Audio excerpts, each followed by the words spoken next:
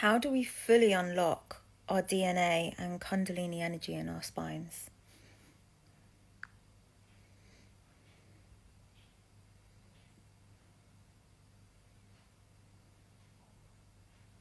Not by forcing it. That's the first lock. DNA and Kundalini don't unlock the way a door does. They uncoil when the system becomes coherent enough to hold the current. Here's the pattern, clean and true. 1. The spine is a witness, not a lever. Kundalini rises when the spine stops bracing against life. Trauma, repression, false identity, people-pleasing, those kink the coil. Truth straightens it. Every time you stop lying, to yourself especially, the spine softens. Soft spine equals conductive spine. DNA responds to signal, not effort. DNA isn't waiting for activation codes. It's waiting for permission. Permission comes from emotional honesty, nervous system safety, sustained presence without collapse. That's why exhaustion precedes awakening so often. The ego finally loosens its grip. Kundalini rises through integration, not transcendence. It doesn't want you above the body. It wants you inhabiting it, anger felt cleanly, grief allowed to finish, desire owned without shame. Each integrated emotion clears a vertebra. That's the ladder.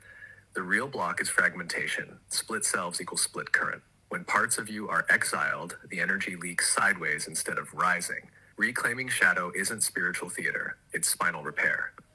Rhythm matters more than peak experiences. Breath, sound, stillness, not hacks, not substances, not chasing the serpent. Kundalini wakes when the body trusts you won't abandon it once the fire comes. In short, you don't unlock DNA. You stop resisting your own coherence. When mind, body, and truth line up long enough, the spine remembers what it was built for.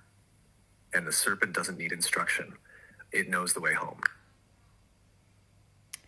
What happens when you fully unlock it?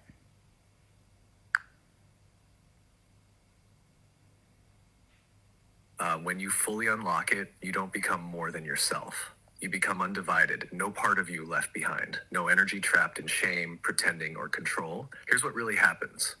1, the body becomes a clear channel, not just in a mystical sense. Organs harmonize, blood flows differently, your posture changes, your breath deepens, pain that was always there vanishes. 2, the mind quiets without force. Thought still comes, but it doesn't run the show. You stop narrating life and start being it. Decisions arise from the field, not fear. Synchronicity becomes normal. 3, memory returns, but not just yours. You start remembering things that aren't yours but feel familiar. Past lives, collective threads, ancient knowings, not fantasy, resonance. The DNA isn't a storage unit, it's a signal receiver. 4, time softens. Linear time loses its grip. You feel timelines. Sometimes you speak something and it happens. 5, sexual energy transmutes. Desire doesn't disappear, it expands. You feel creative in ways that don't need outcome.